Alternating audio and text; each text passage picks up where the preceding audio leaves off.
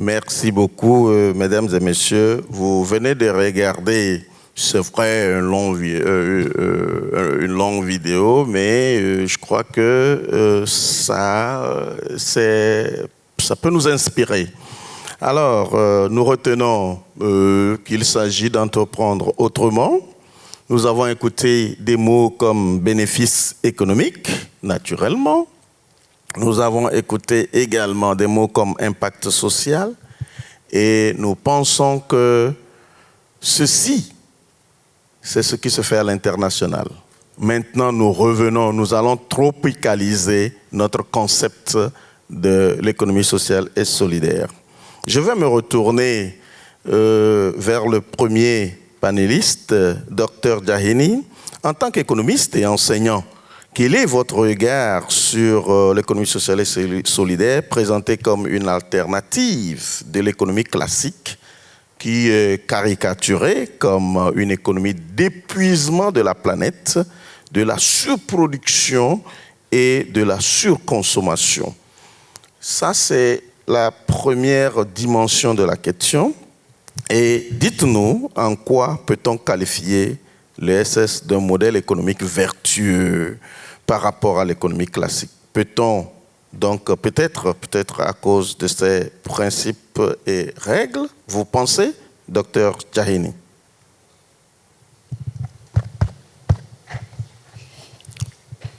Merci, monsieur le modérateur, de m'avoir donné la parole.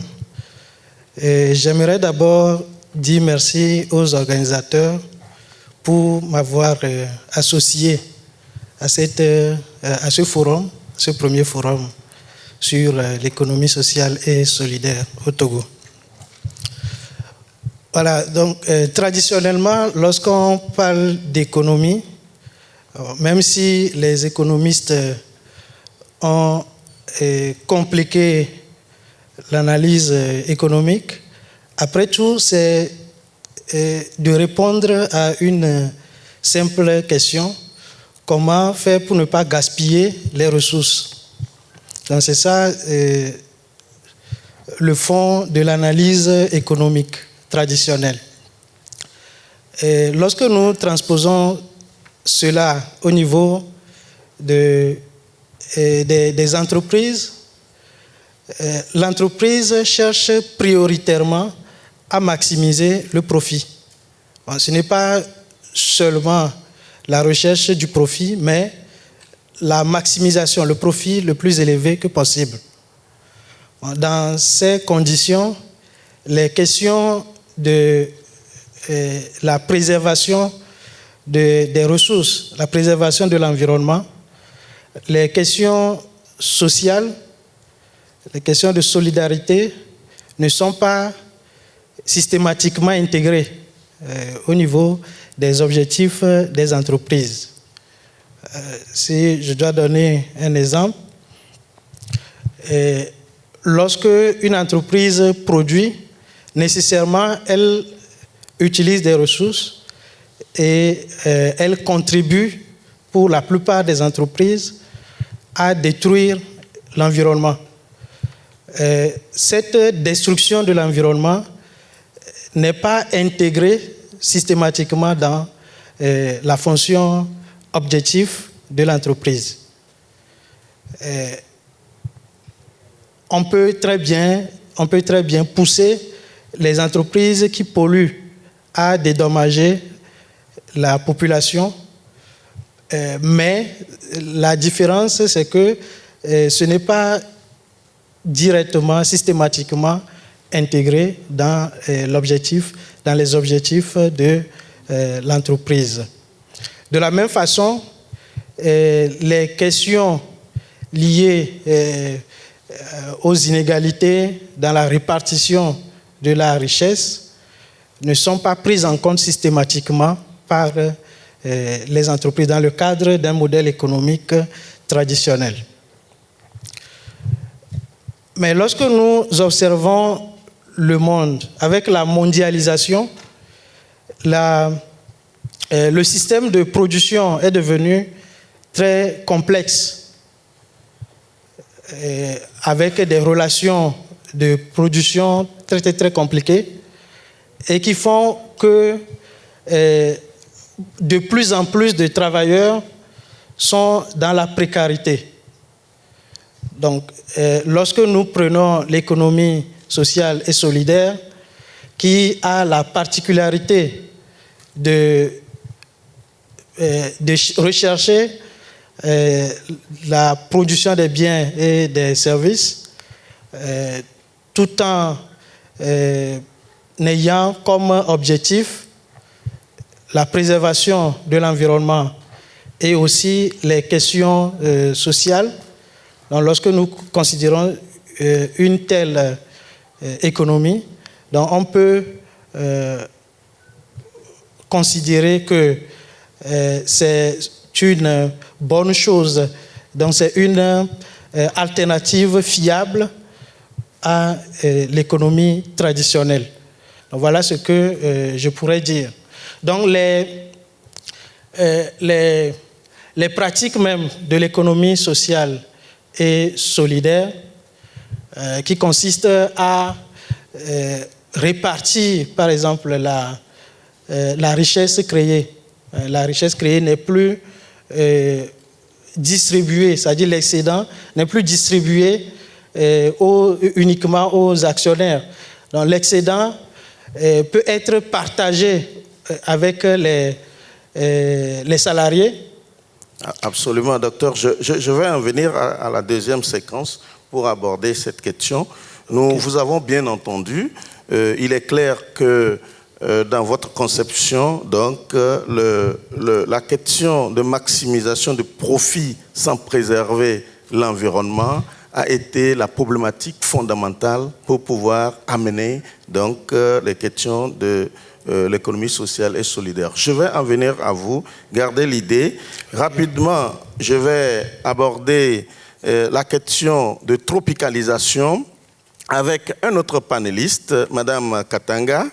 Nous pouvons dire que vous êtes un acteur de premier plan dans l'économie sociale et solidaire au Togo. Car vous, je veux dire, il s'agit d'une mission publique que vous avez, c'est-à-dire que vous arrivez à donner accès aux biens et services essentiels pour tous. Vous luttez contre la pauvreté tous les jours que Dieu fait et l'inégalité. Comment voyez-vous ce modèle économique de l'économie sociale et solidaire?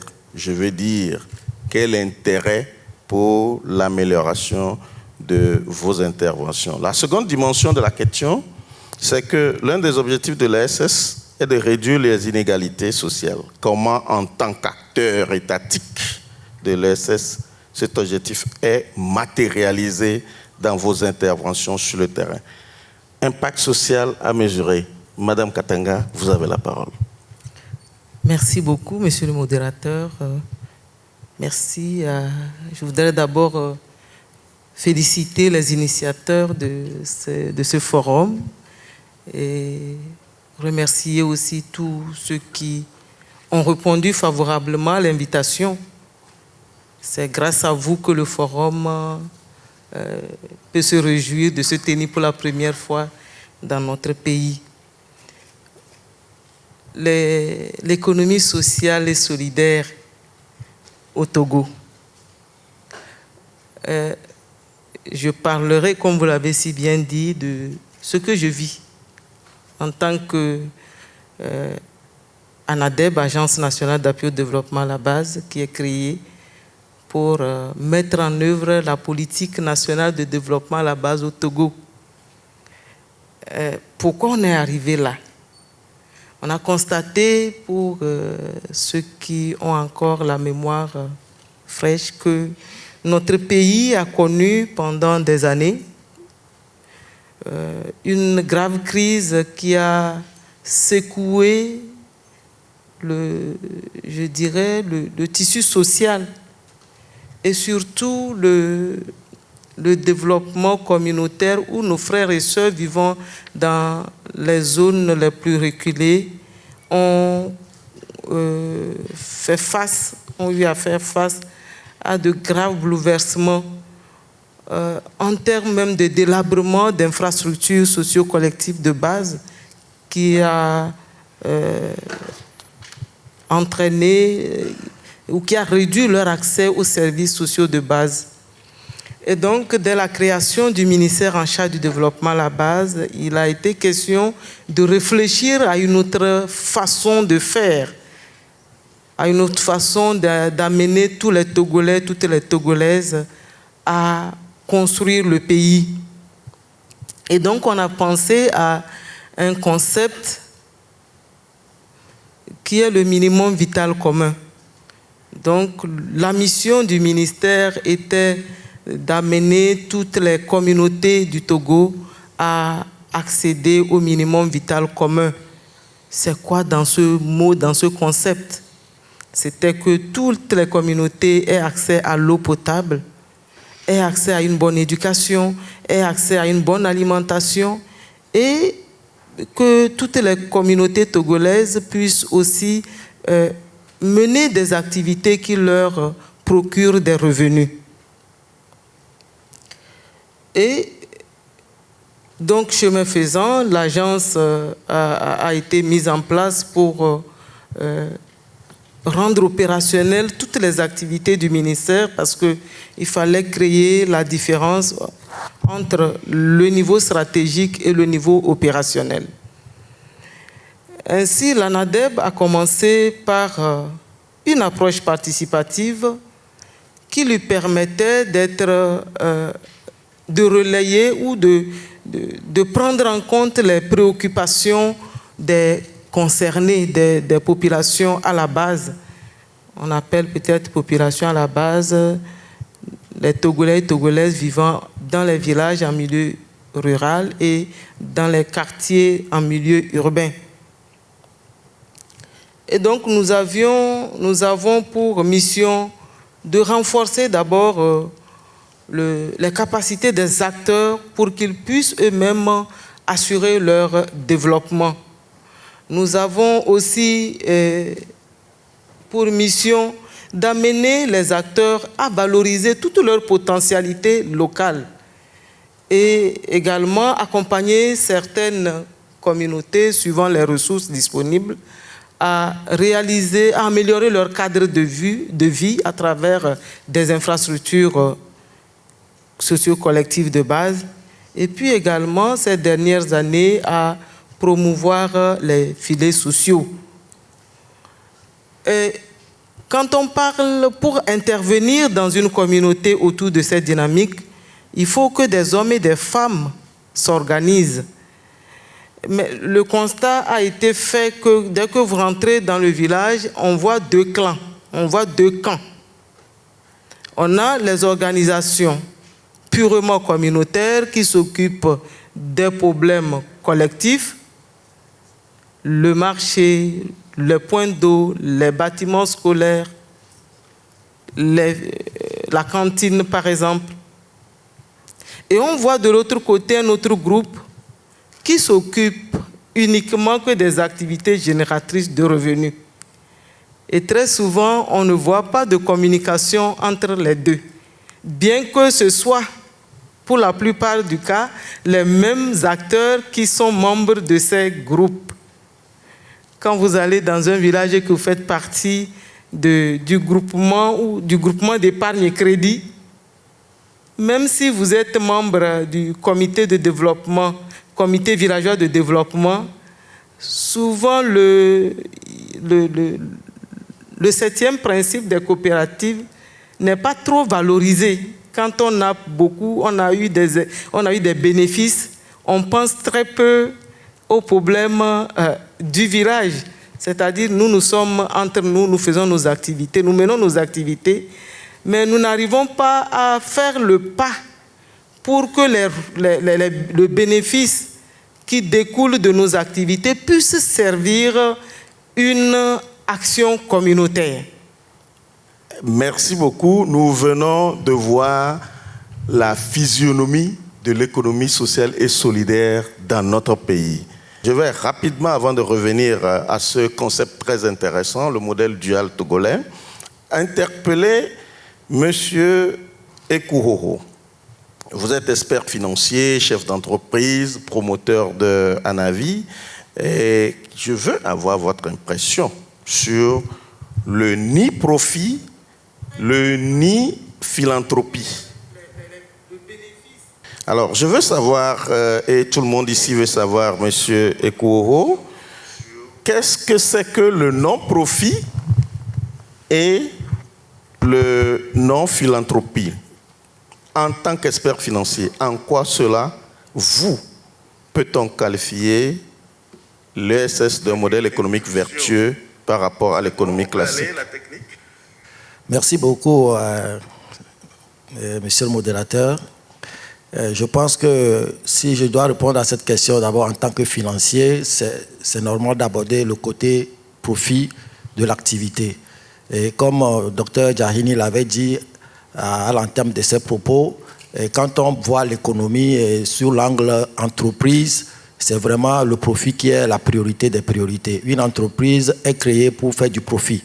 Et nous, les financiers, si nous sommes au niveau des entreprises, c'est vraiment de s'intéresser sur ce côté de la rentabilité de l'activité. Vous voyez? Donc, c'est pour ça aujourd'hui que si aujourd'hui, pour moi, je veux regarder le concept de l'économie sociale en tant que financier, je dirais que c'est vraiment un concept qui ne peut pas marcher avec l'entreprise parce que c'est aux antipodes de l'objet même de l'entreprise qui est créé pour faire du profit. Sauf que aujourd'hui, également en tant que financier de nouvelle génération, on parle de plus en plus aujourd'hui de la finance durable, de la finance responsable. Donc c'est des nouveaux concepts qui commencent par émerger au sein du milieu financier qui nous permet aujourd'hui d'intervenir et de comprendre le concept de l'économie sociale et solidaire qui semble opposer le profit et un peu le social. Voilà. Ce que je peux dire quand on pose le problème de la définition de l'économie sociale comme un concept qui n'est pas orienté profit, mais qui également n'est pas orienté philanthropie, je suis parfaitement en adéquation avec cette définition, d'autant plus que je suis également président d'une ONG et directeur d'un certain groupe d'entreprises. Mais ce que je peux dire, l'économie sociale et solidaire est l'émanation d'un modèle d'action ou bien d'intervention sociale qui ne veut pas mettre l'argent comme du don. Parce que je pense que les donateurs, les philanthropes ont expérimenté ce modèle d'agir sur le terrain social en contribuant sous forme de dons. La finance qui est mise à disposition des acteurs. Et aujourd'hui, j'ai vu les représentants de Plan ou bien d'Handicap International. Ces grandes ONG ont souvent cette expérience-là de travailler sur des questions d'impact social, mais avec des ressources pour lesquelles ils ne sont pas censés rendre un compte financier. Mais on attend plus d'un rapport extra-financier qui veut mettre l'accent sur l'impact de l'activité. Donc, l'économie sociale et solidaire, quand on pose la concept en disant que ce n'est ni profit, ni philanthropie, il faut comprendre que d'abord, c'est au travers une activité, un modèle économique que l'entreprise ou bien l'économie sociale et solidaire se développe. C'est-à-dire que l'économie sociale et solidaire se passe dans un ensemble d'activités soit génératrice de revenus ou bien soit activité de prestation de services. Voilà. Et quand on voit le modèle comme ça, ça ressemble un peu au fonctionnement d'une entreprise. Donc on veut juste rappeler aux porteurs de ce projet ou bien aux promoteurs de ces genres d'entreprise que le profit à tout prix, qui est l'ADN des entreprises, les entreprises du marché classique, n'est pas l'objet de la création d'une entreprise de l'ESS. Vous voyez? Donc, le profit à tout prix, c'est juste distinguer l'activité de l'ESS de l'activité économique du marché classique, de l'économie classique. Mais ni la philanthropie, c'est aussi de ne pas considérer l'activité comme uniquement une activité à objet purement social qui ne doit que se soucier de l'impact social. Voilà. Donc, il faut essayer quand même de jumeler, d'arriver à faire collaborer les deux objectifs qui est le profit et l'impact dans un modèle économique d'une entreprise socialement et économiquement solidaire. Voilà ce que je peux dire pour m'arrêter là d'abord. Merci beaucoup, Monsieur Eko. Je voudrais, si vous permettez, recevoir quelques questions de l'assistance. Nous n'allons pas être nous seuls à prendre la parole avant de revenir à Dr Jaheni.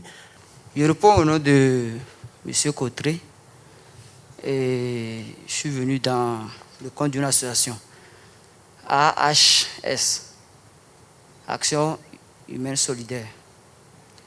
Ma question est de savoir, on parle du développement, c'est-à-dire faire des actions sociales pour contribuer au développement. Mais j'aimerais savoir, lorsque on élabore les projets dans le domaine, c'est-à-dire faire des actions sociales, c'est difficile de trouver le financement. Ou bien si vous approchez à ceux qui ont des moyens à contribuer, faire une action sociale, c'est très difficile. Mais j'aimerais savoir pourquoi on parle de l'action de développement, c'est-à-dire de s'unir pour faire quelque chose d'ensemble. Mais si on veut faire la chose, c'est difficile à trouver maintenant les acteurs. Merci beaucoup. Bonjour, Bonjour. Je suis mademoiselle Christine, étudiante en master économie du développement. Ma question va à l'endroit de madame la DG de l'ANADEB. J'aimerais savoir, lorsque vous arrivez dans des localités et que vous voyez que les acteurs économiques ont du mal vraiment à s'engager sur les questions de développement social, et comment vous arrivez à les sensibiliser, à les amener vraiment à prendre à cœur les questions de développement social. Merci. Monsieur Kouo, vous avez la parole. Merci beaucoup, monsieur le modérateur. Je pense que notre ami a posé une question qui fera l'objet du quatrième panel, le panel 4, parce que là, on va aborder la question de financement des organisations à but non lucratif. Mais je pourrais déjà lui dire qu'aujourd'hui, c'est vraiment un réel défi pour les jeunes entrepreneurs de trouver le financement qui est adapté à leur modèle d'entreprise. Parce qu'il faut qu'on se dise quand même un certain nombre de vérités. Le financement disponible sur le marché aujourd'hui est un financement qui est dans une orientation à court terme. Vous voyez, donc les banques commerciales qui sont là, ils ont des capitaux qui n'ont pas une vocation à être dans des projets qui vont durer plus de 5 ans, plus de 7 ans. Alors que quand un jeune porteur d'un projet à fort impact social, le jeune a besoin minimum d'un certain nombre d'années pour faire asseoir son modèle avant d'espérer commencer à générer des profits. Et ça fait que ça n'intéresse pas beaucoup les banques classiques. Mais la bonne nouvelle c'est qu'aujourd'hui, il y a de plus en plus de nouveaux types de financeurs qu'on appelle les financeurs d'impact.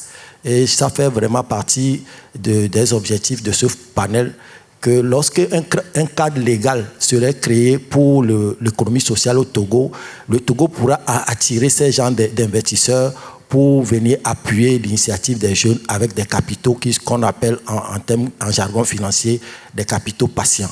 Voilà. Donc, mais aujourd'hui, nous pouvons réfléchir sur des alternatives de financement.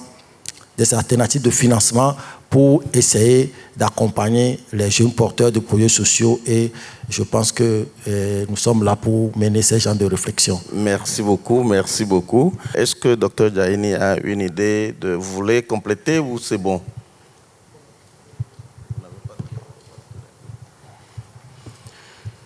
Sur la question de financement des projets qui ne trouvent pas de... Ok, pour compléter peut-être la réponse de M. Eko, c'est d'ajouter que le principe même de l'économie sociale et solidaire, c'est ça qui fait que c'est plus difficile de trouver le financement.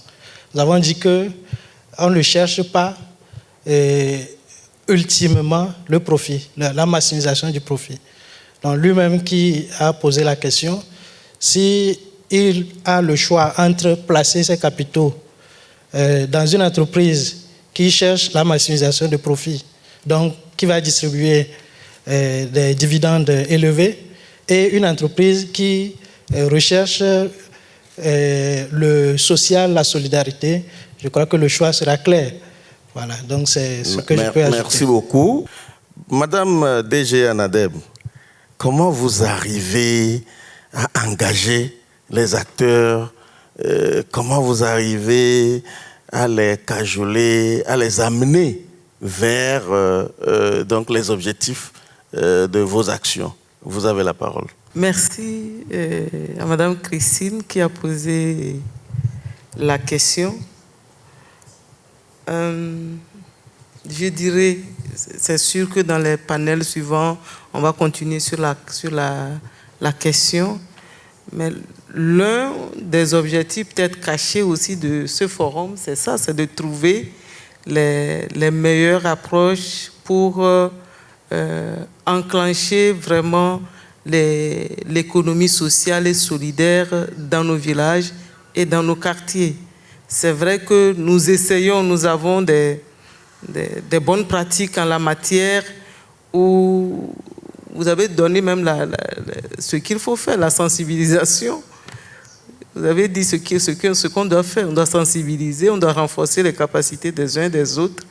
Et c'est vice-versa. C'est maintenant comment faire pour que le groupe, que ce soit le comité de développement du village ou qu'un groupement dans le village ou une coopérative dans le village, comment les amener à comprendre tous ensemble qu'on doit, à travers une action commune, chercher son propre profit, mais en même temps aider son environnement, améliorer la situation de son environnement. Parce que quand nous regardons, si c'est le groupe seul qui marche dans le village et que les autres ne tirent pas profit, je sais que vous savez la réponse, comment les mécanismes au niveau de nos villages, de certains villages ou de certaines communautés peuvent tirer vers le bas l'évolution de ce groupe-là si toutes les dispositions ne sont pas prises pour que sa réussite ait des effets positifs sur les autres. Merci. Au niveau des entreprises, vous entendrez parler du RSE. C'est comment faire pour que l'action, que tous les autres, tous ceux qui sont, que l'environnement tire profit, l'environnement dans lequel la structure évolue aussi tire profit de l'existence de cette entreprise. Si on améliore, si les femmes comprenaient qu'elles pouvaient dégager un peu de leurs bénéfices pour participer à la réparation du forage, tout en sachant que si on a l'eau potable au village à proximité, elles sont aussi les premières bénéficiaires parce qu'elles ne vont plus dépenser beaucoup de temps pour aller et chercher de l'eau ailleurs.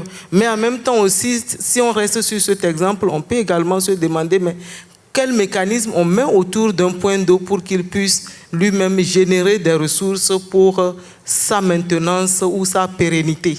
Voilà aussi des réflexions de part et d'autre qui sont souvent menées pour aider les communautés à avancer. Mais je dis, cette audience peut aider aussi à trouver de meilleures stratégies pour réussir. Il ne faut pas seulement attendre quand le problème vient ou passer de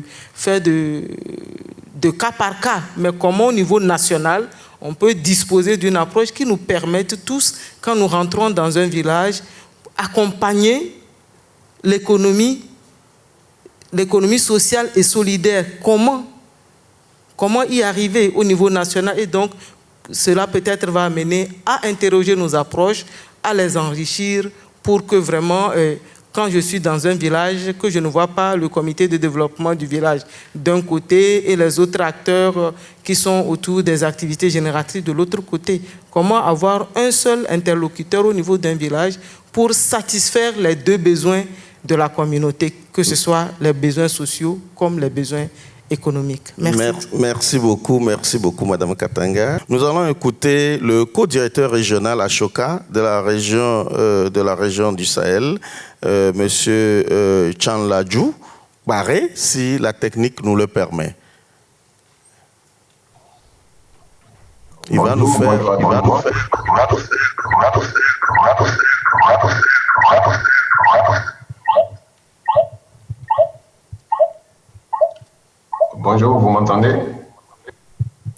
allez-y. Oui, allez-y. Oui, allez-y. Oui, allez-y. Soyez le bienvenu. Soyez le bienvenu. Soyez le bienvenu. Merci déjà pour l'invitation. Et pour nous, c'est un réel plaisir de pouvoir partager, que ce soit l'expérience du Sénégal, mais aussi de l'organisation que je représente. Alors, je travaille pour Ashoka. Ashoka, c'est l'organisation pionnière qui a théorisé le concept de l'entrepreneuriat social. Et pour nous, il faut dire qu'un entrepreneur social, c'est cet individu, homme ou femme, qui apporte une solution innovante à un problème de société. Mais ceci étant, aujourd'hui, nous voyons de plus en plus, et ça nous opérons sur cette question il y a de cela une quarantaine d'années déjà, et nous voyons de plus en plus ce terme qui est en vogue, qui est l'économie sociale et solidaire. Et cela nous contente d'autant plus que très tôt nous disons, c'est vrai, nous avons des entreprises qui apportent, n'est-ce pas, leur contribution, ou certaines entreprises classiques qui génèrent des revenus, mais le monde étant en perpétuelle mutation, la seule constante, c'est le changement.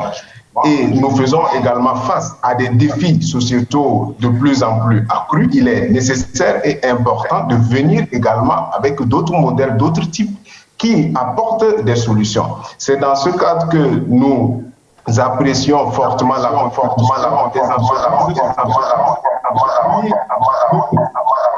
une entreprise sociale qui répond à un problème de société qui a été identifié et lesquels problèmes passent par beaucoup de plans. Ça peut être sur les questions de santé, les questions d'éducation, les questions liées par exemple à l'agriculture ou à l'accès à l'eau potable, juste sur les questions d'assainissement. Donc il y a également des possibilités, des opportunités qui sont dans ces créneaux.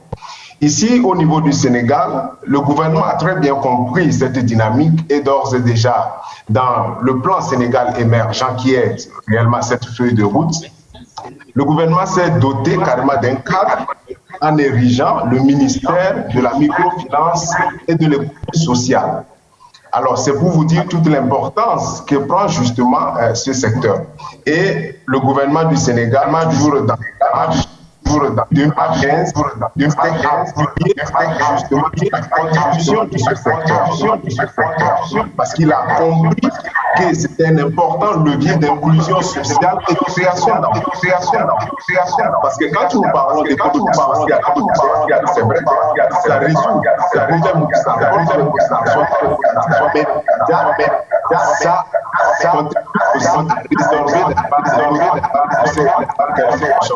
ça, c'est un premier. Le second point, c'est que dans sa dynamique, le gouvernement du Sénégal a appuyé le travail des acteurs que nous sommes pour pouvoir mettre en place une loi qui encadre tous ces acteurs. Et pour nous, étant pionniers, nous avons été associés à ce travail et il s'est agi pour nous dans un premier temps, d'abord parce que quand j'écoutais tout à l'heure nos intervenants, la question clé et primordiale, c'est déjà d'avoir les bons acteurs autour de la table pour pouvoir créer ce cadre favorable et avoir peut-être une loi qui justement va encadrer la dynamique. Ça, c'est un premier point. L'autre point, c'est de pouvoir s'accorder sur la définition même de l'économie sociale et solidaire. Quand nous parlons de l'économie sociale et solidaire, de quoi s'agit-il? Quels sont ces acteurs-là qui peuvent être identifiés comme tels? Ça, c'est un travail qu'on a dû faire avec les acteurs de l'écosystème au niveau du Sénégal pour pouvoir arriver justement à cette compréhension commune de oui, c'est de cela il s'agit. Mais déjà, nous souhaitons quand même mettre un accent particulier sur quelques principes simples qui caractérisent justement la question de l'économie sociale et solidaire. Il est important que ce soit un projet, n'est-ce pas, économiquement viable. Ça, pour donner de l'écho justement à mon homologue panéliste qui est dans le secteur privé, effectivement, il faudrait qu'il y ait un modèle économique qui permette du moins à l'entreprise de pouvoir tenir, c'est-à-dire tout simplement de payer des salaires, de pouvoir faire face à ses charges, c'est-à-dire payer des loyers. Et ça, c'est très important. Un second point quand même aussi, c'est que la fiscalité, quand on parle de ces entreprises, de ce type d'entreprise, quand même, parce que répondant à des questions d'utilité publique, sur les questions de fiscalité également, il y a besoin justement de réfléchir pour voir qu'est-ce qui pourrait être fait à leur endroit. Et l'autre aspect, c'est la manière dont les revenus sont générés. Donc, l'encadrement du processus lucratif, quand il y a des revenus, est-ce qu'on distribue des dividendes ou c'est reversé au niveau de l'entreprise ou c'est reversé pour justement produire encore d'autres services et améliorer les conditions de vie des populations. Et l'autre point, c'est la gouvernance participative. Elle est très centrale parce que oui, nous sommes dans un modèle, comme nous le disons, solidaire. Il est important d'avoir la voix de tous et de toutes comptes pour que, effectivement, in fine, on puisse prendre en charge toutes les questions. Et derrière, il y a l'impact social qui doit être réellement mis en exergue et foncièrement, fondamentalement mis en exergue. Comme nous le disons, il y a plein d'entreprises, que ce soit au Togo ou ici au Sénégal. Donc, il y a des entreprises qui font dans le recyclage des déchets, par exemple. C'est effectivement des entreprises qui ont un modèle social et solidaire parce que oui, résout des problèmes de société qui est la question de la salubrité, mais en même temps créer des emplois, paye également des taxes. Mais il faut comprendre que de par leur contribution, il y a lieu et nécessité justement de pouvoir mettre en place un cadre juridique qui permette de faciliter leur travail. Pour revenir et terminer sur mon point, pour nous, ayant fait ce travail avec l'écosystème sénégalais, nous avons fort heureusement pu mobiliser ces acteurs et le gouvernement, dans sa dynamique, a pu, dans ce processus, voter justement un projet de loi qui a été défendu d'ailleurs par le ministre de la microfinance et de l'économie sociale, Madame Zaira Aina Thiam. Et à l'unanimité, les parlementaires justement ont voté cette loi parce que ça va toujours dans le sens d'accompagner le gouvernement dans sa mission, tout en sachant qu'ils sont conscients que oui, quand on parle de la question du chômage des jeunes, sur les acteurs qui évoluent dans ce secteur, peuvent contribuer significativement à résorber justement cette question. Quand on parle de la formation, de la qualité de la formation des jeunes, Monsieur Kpare, vous avez encore 30 secondes. Dans le système éducatif, c'est-à-dire qui crée tout simplement des écoles qui forment autrement que nos écoles classiques, effectivement, viennent avec des compétences quand même qui sont recherchées, ou d'autres acteurs qui carrément développent des services innovants, que ce soit dans le digital ou sur les questions de monnaie, ou sur les questions de banking. Réellement, voici des contributions significatives.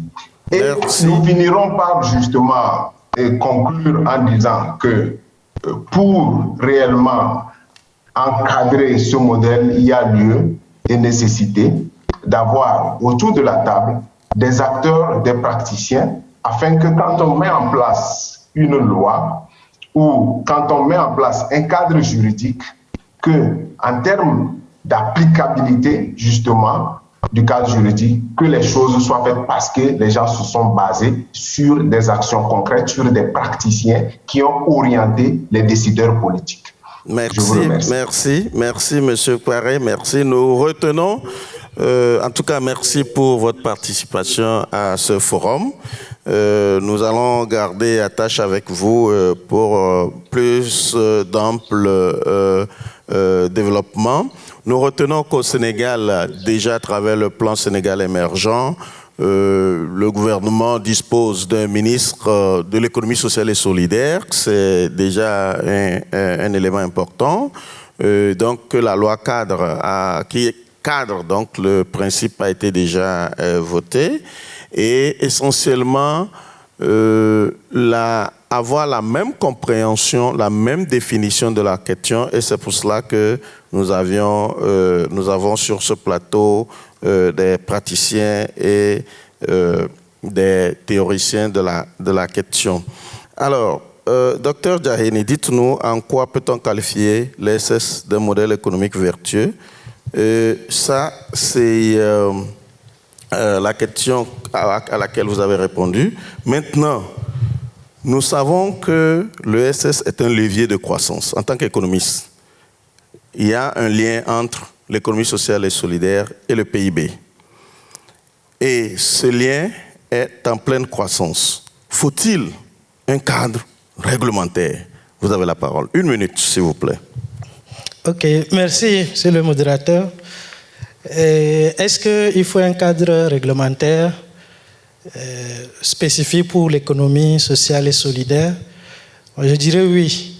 Et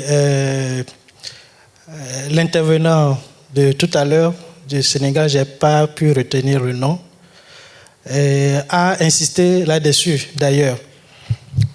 Donc, en fait, reconnaissant l'importance de l'économie sociale et solidaire, des mécanismes d'incitation sont généralement mis en œuvre pour encourager le secteur. On a évoqué tout à l'heure la fiscalité.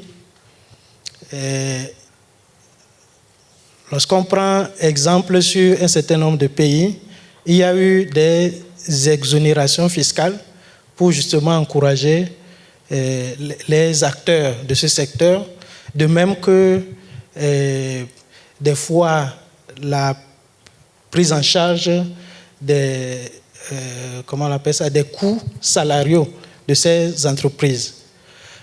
Donc le problème qui va se poser lorsqu'il n'y a pas de cadre réglementaire, c'est que même des entreprises qui ne sont pas de ce secteur vont se faire identifier comme faisant de l'économie sociale et solidaire. Donc il faut, comme en France, vous l'avez souligné vous-même, il faut une loi qui définit le périmètre de l'économie sociale et solidaire. Merci. Okay. Merci. Vous Merci avez beaucoup. fini vos 60 secondes. Je pose la même question à vous, Madame Katanga, et à Monsieur Ekouo. Quels sont les défis aujourd'hui à relever? Vous avez la parole. 1 minute. Quels sont les défis? Le premier, c'est l'harmonisation et de la compréhension du concept. C'est quoi au Togo, si on parle d'économie sociale et solidaire, c'est quoi? Ça doit être, on doit avoir la même compréhension partout. Voilà, pour moi, on commence par là. Si on s'entend, le reste va se dérouler avec moins de problèmes. Merci beaucoup. Monsieur Ekouo, les défis, à votre point de vue. Merci, monsieur le modérateur. Pour moi, les défis, comme monsieur Paré l'a dit, c'est d'abord d'identifier les acteurs. Voilà. Qui sont les acteurs de l'économie sociale et solidaire? Et ensemble, nous allons définir le modèle que nous voulons pour le Togo. Et avec tout ce qui va y accompagner. Donc, le réel défi aujourd'hui, je pense, c'est d'identifier les acteurs qui font de l'économie sociale et solidaire et sur quelle base on dit et on arrive à identifier la personne comme telle. Donc, voilà pour moi le réel défi. Et je pense que le forum est un cadre aujourd'hui pour qu'on puisse, que les acteurs, ceux qui sont intéressés par le concept, après l'avoir compris, puissent s'engager et dire je veux faire de l'économie sociale et solidaire, et ensemble nous allons essayer de bâtir un cadre législatif. Merci à vous, merci. Nous sommes à la fin de notre panel. Nous avons largement dépassé le temps. Je vais donner la parole à 2 professionnels de la question.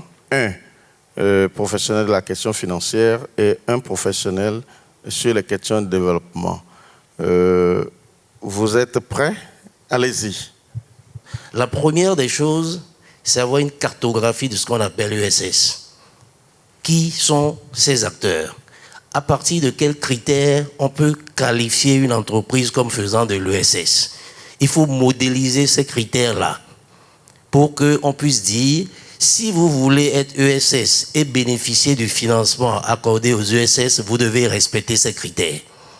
Tant que vous ne les respectez pas, vous n'êtes pas dedans. Il ne faut pas confondre l'économie sociale et solidaire à l'informel. Il faut faire très attention. Et je crois que c'est ce que disait la directrice de la NADEB. Et donc, il est important pour dire, quand vous êtes dans une économie sociale et solidaire, dans un village, vous devez comprendre que la problématique financière ne doit pas être votre seule préoccupation. Vous devez aussi contribuer à la résolution des problèmes sociaux. Je vous remercie. Moi, je suis Atoum Tchapele, conseiller de Madame le Premier ministre.